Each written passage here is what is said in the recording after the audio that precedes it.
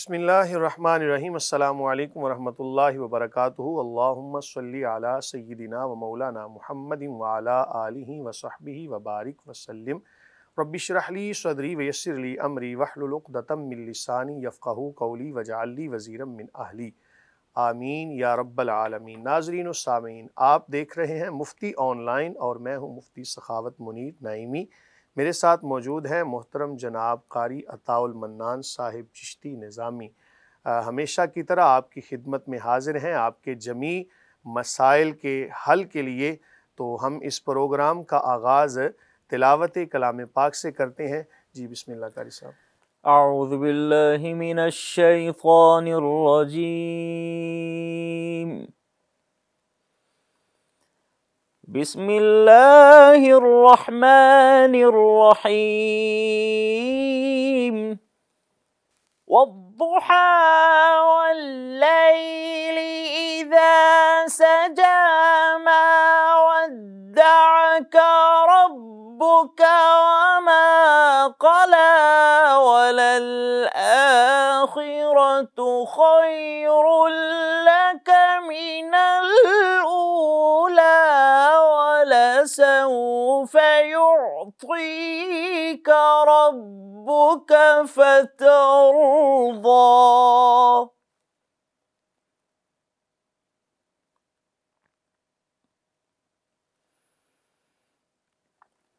ألم يجدك يتيما فآوى ووجدك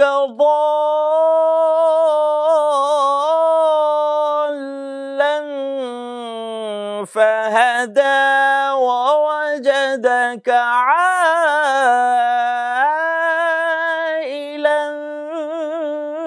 فأغنى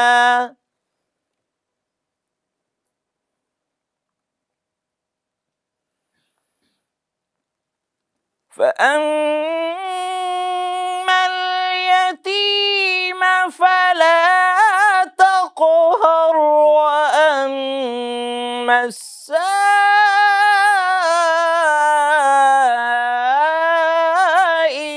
فلا تنهر وأما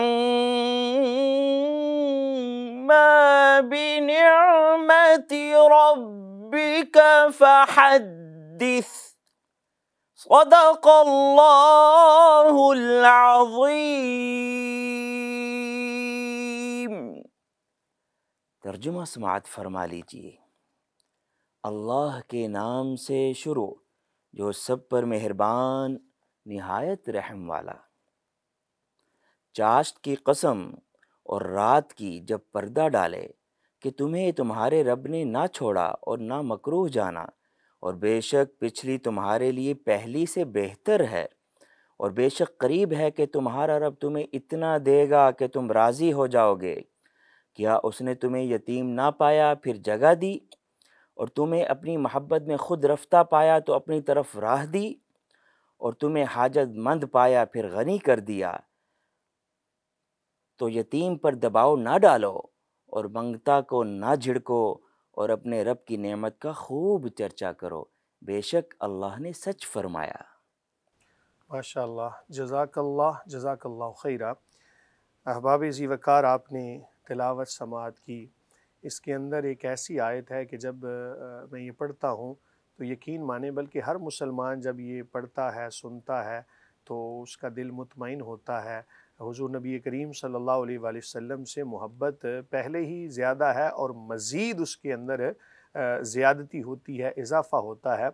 جب یہ آیت مبارکہ نازل ہوئی تو حضور نبی کریم صلی اللہ علیہ وآلہ وسلم، جس کا ابھی آپ نے ترجمہ سماعت کیا کہ حضور نبی کریم صلی اللہ علیہ وآلہ وسلم سے اللہ تعالیٰ نے فرمایا کہ حبیب صلی اللہ علیہ وآلہ وسلم، ان قریب ہم آپ کو اتنا دیں گے کہ آپ راضی ہو جائیں گے۔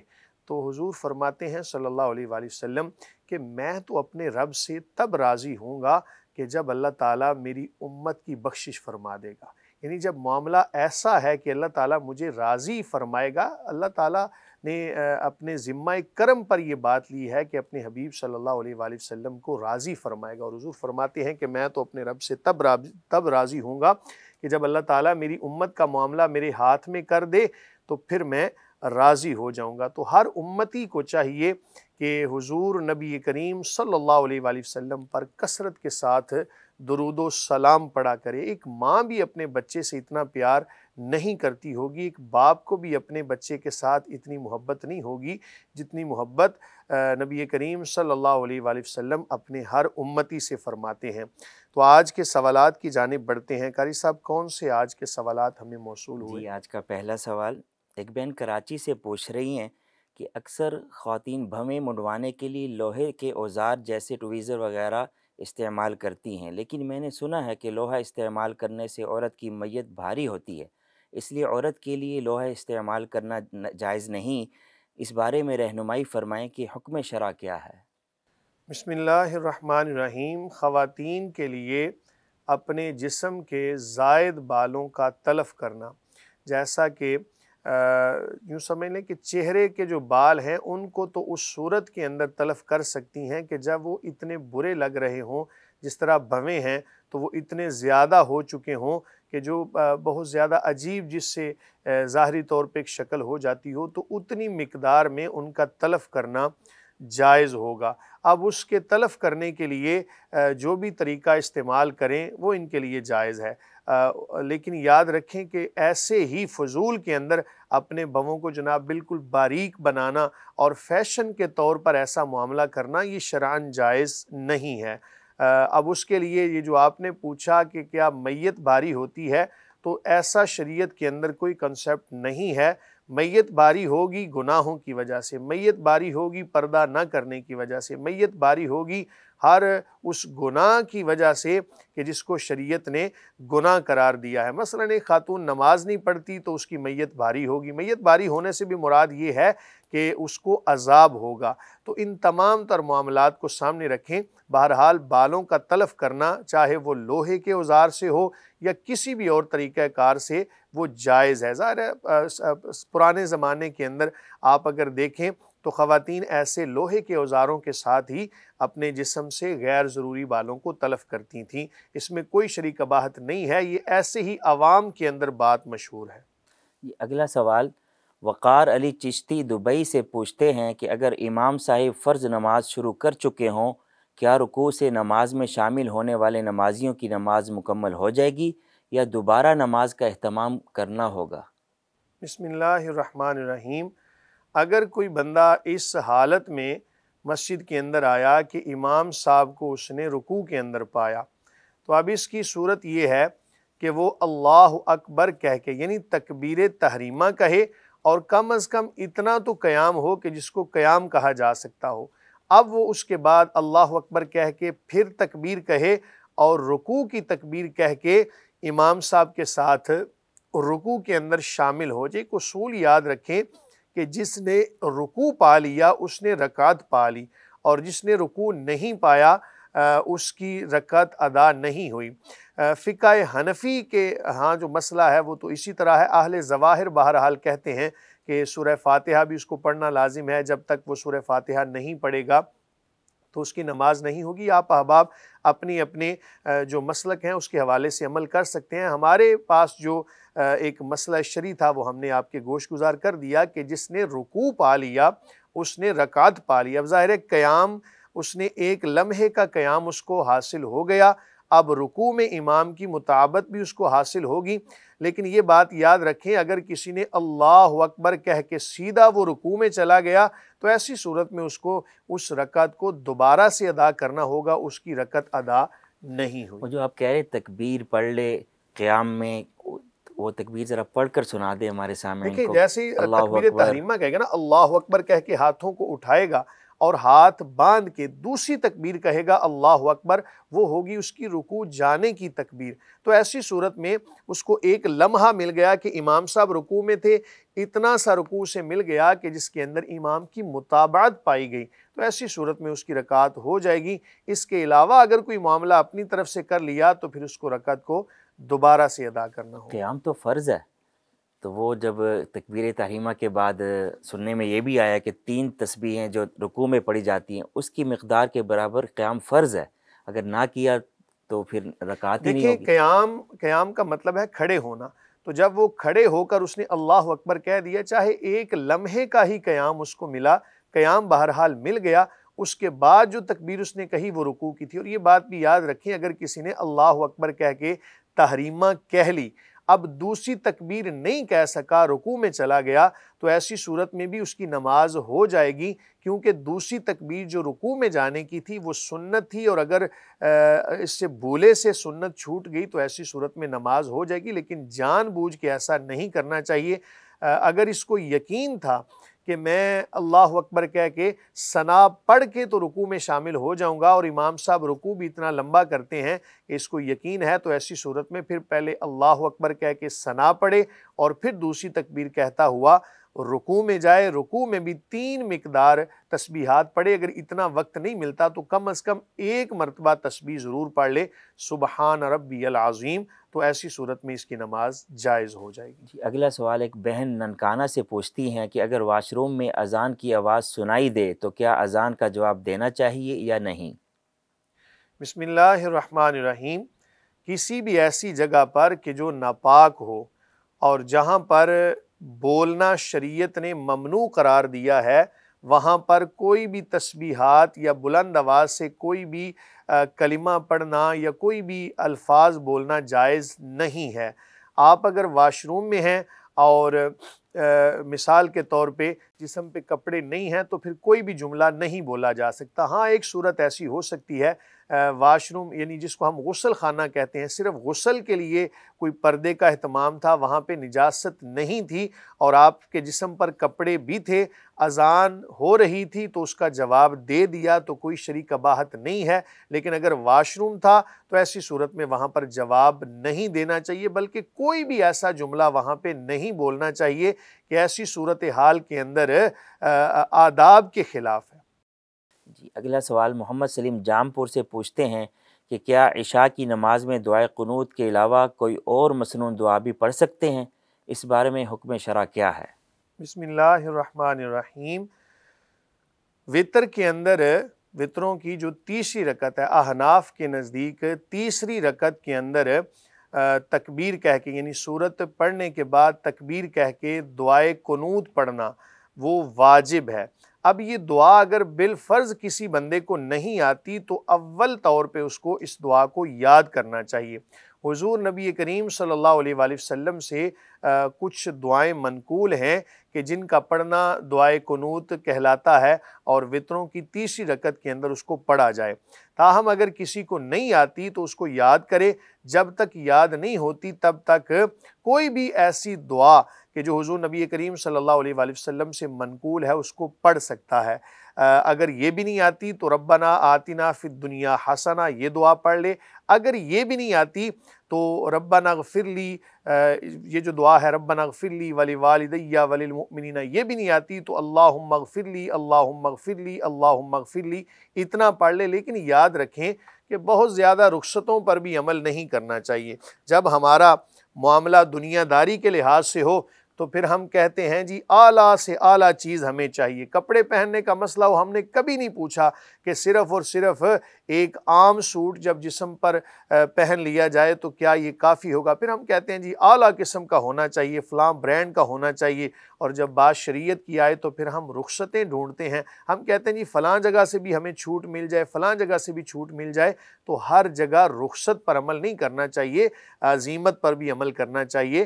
تو دعائے قنوت کو یاد کریں، خود بھی یاد کریں، اپنے بچوں کو بھی یاد کروائیں، اور ظاہر ہے ایک بچے کو سب سے بڑھ کر تحفہ جو والدین کی طرف سے ملے گا یہی ملے گا، اور کوشش کریں کہ یہ دعائیں بچپن میں ہی بچوں کو یاد کروا دیں تاکہ آخر تک وہ اس پر عمل پیرا ہوں۔ ایک مشہور دعائے قنوت کے ساتھ قنوت نازلہ، وہ اگر پڑھ لی جائے وتر میں جائز ہوگا؟ دیکھیں جب تک اس کو اگر تو پہلی دعا یاد ہے جو معروف ہے پھر تو وہی پڑھنی چاہیے، اور اگر یہ دعا یاد نہیں تو پھر حضرت علی رضی اللہ عنہ کو حضور نبی کریم صلی اللہ علیہ وآلہ وسلم نے ایک دعائے قنوت یاد کروائی تھی، وہ بھی پڑھ سکتے ہیں۔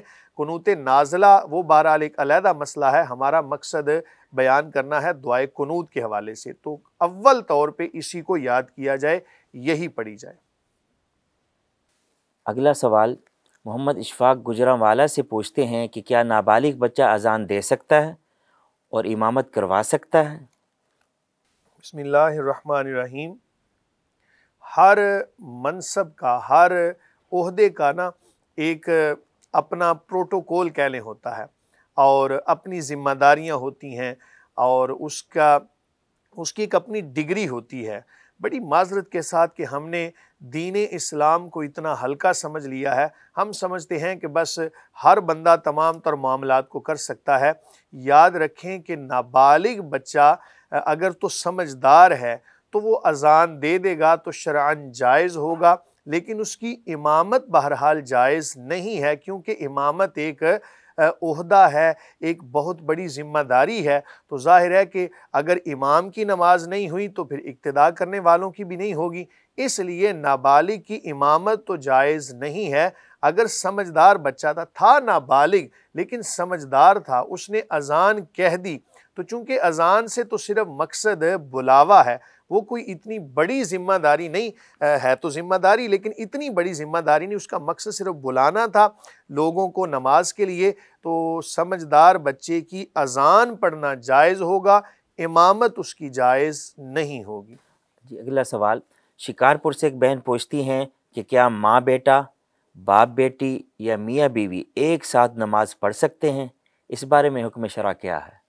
بسم اللہ الرحمن الرحیم۔ یہ جو آپ نے مسئلہ پوچھا، یہ جب کرونا کے معاملات تھے تب یہ ساری چیزیں بڑی دیکھنے میں آ رہی تھیں۔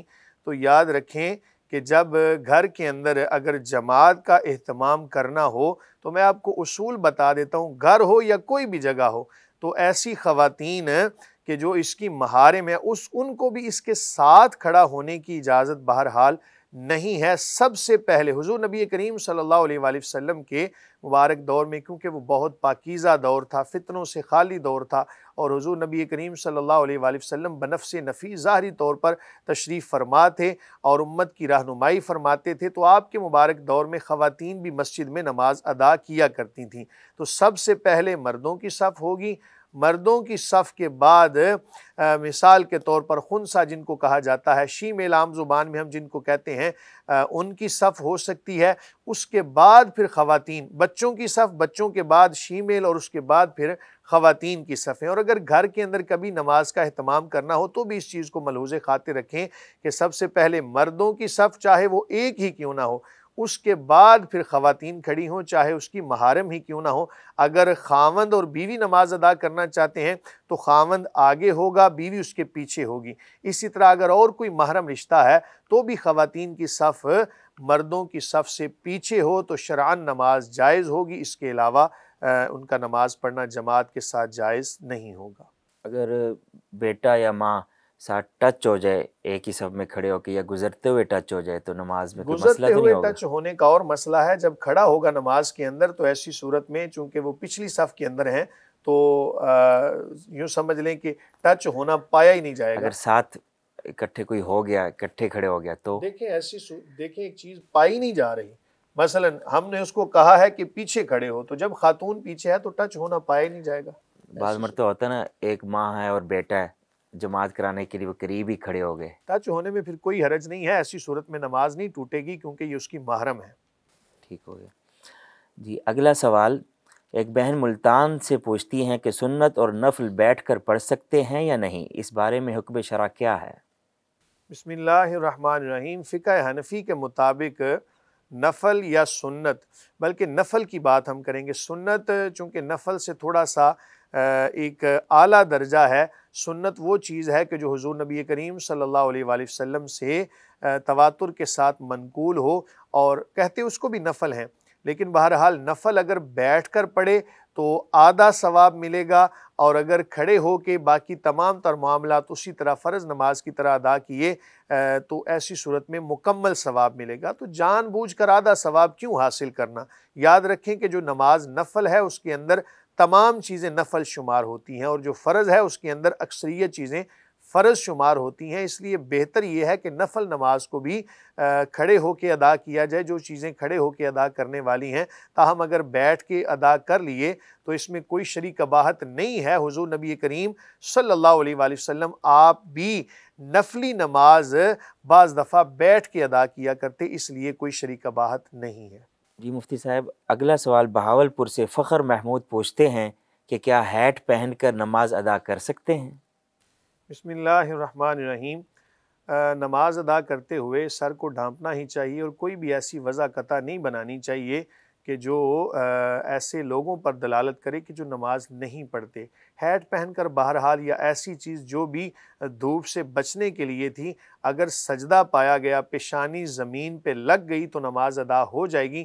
لیکن اگر ہیٹ ایسی تھی یا ایسا ہیٹ، اس کو مذکر آپ پڑھتے ہیں یا مؤنث، بہرحال اگر اس سے سجدے کے اندر کوئی گڑبڑ ہوتی ہے تو پھر اس کا پہننا شرعاً جائز نہیں ہے۔ اگر پیشانی زمین پہ لگ گئی، یاد رکھیں سجدہ کے اندر 7 ہڈیوں کا زمین پر لگانا ہے، 2 پاؤں کی، اسی طرح 2 گھٹنے اور 2 ہاتھوں کی، اور 1 پیشانی اور ناک، ان کا زمین پر لگانا بہرحال ضروری ہے۔ اگر عذر شرعی ہو تو پھر اس میں تخفیف بھی ہو جاتی ہے، لیکن ان تمام چیزوں کو ملحوظ خاطر رکھتے ہوئے نماز ادا کریں۔ اگر گرمی سے بچنے کے لیے کوئی ایسی چیز پہنی تھی تو شرعی قباحت نہیں ہے، لیکن جان بوجھ کے ایسی چیز نہیں پہننی چاہیے۔ جی ایک بہن خانپور سے پوچھتی ہیں کہ میرے شوہر نے جب طلاق دی تو مجھے معلوم ہوا کہ میں حاملہ ہوں، ایسے میں کیا طلاق نافذ ہو جائے گی؟ شرعی رہنمائی فرما دیں۔ بسم اللہ الرحمن الرحیم۔ طلاق ایک ایسا مسئلہ ہے کہ اس کے اندر بہت زیادہ اختلاف پایا جاتا ہے اہل ظواہر اور احناف کے نزدیک، اور بھی اس کے علاوہ مختلف مسالک ہیں، تو میں آپ کو لب لباب بتا دیتا ہوں۔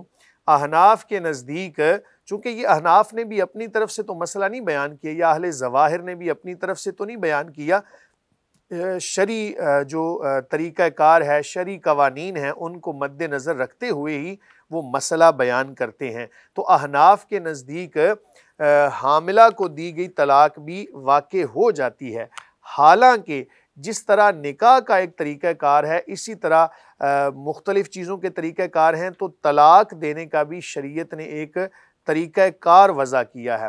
حاملہ کو طلاق دینا ناجائز ہے، لیکن اگر کسی نے طلاق دے دی تو طلاق نافذ ہو جائے گی۔ اب اس کی دلیل یہ ہے کہ قرآن نے نا سورہ طلاق کے اندر حاملہ کی عدت بیان کی ہے، تو عدت 2 طرح کی ہوتی ہے، یا تو اس کی عدت کہ جس کا خاوند فوت ہو جائے یا جس کو طلاق دی جائے۔